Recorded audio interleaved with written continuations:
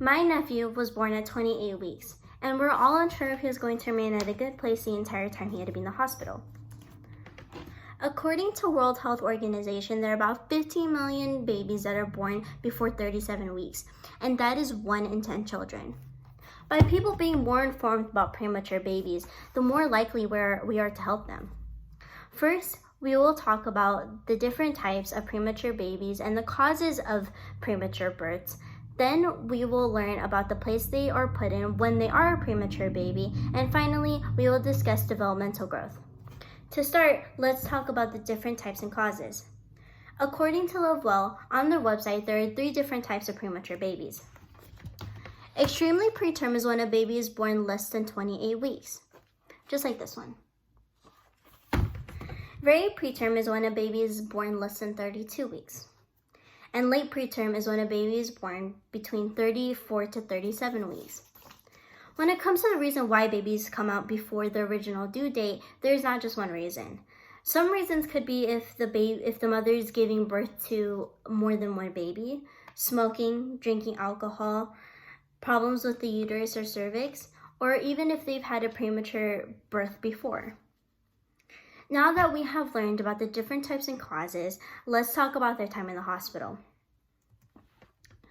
When a premature baby is born, or if a baby's having health issues, they need to be put in a specific part of the hospital called the Neonatal Intensive Care Unit, also known as the NICU. In the NICU, they have everything they need to watch the baby and to give the baby everything they need.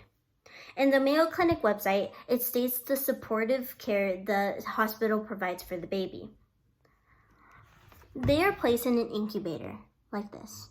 And an incubator is a closed bassinet that keeps the baby in a warm environment to maintain their normal body temperature. They, of course, have a monitor to watch over the baby's vitals, as in their blood pressure and the baby's breathing, by giving them an oxygen tank.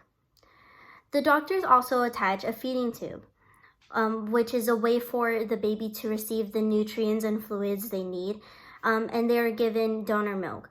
Until later on, they can receive their mother's breast milk, and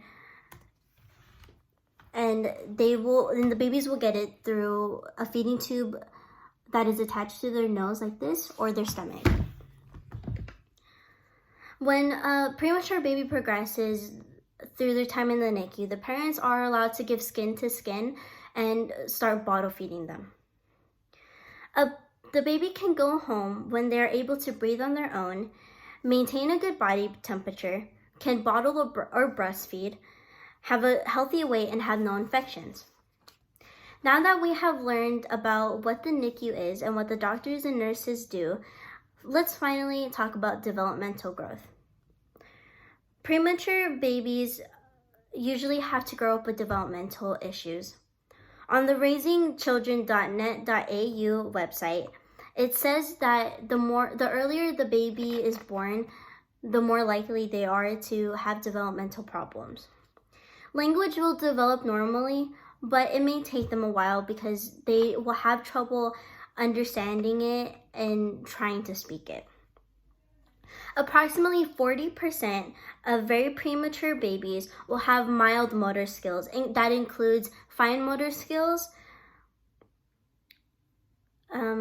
motor planning, such as walking, visual motor, like copying a shape, and sensomotor, which is like being able to pick up a full glass of a cup of water and not dropping it. When it comes to their teeth, they will have dental issues like abnormal teeth, late teeth, having a high arch, or having a groove in the roof of their mouth. They are also most likely to become more deaf or hard of hearing, and for their sight, they are most likely to have short or long-sightedness.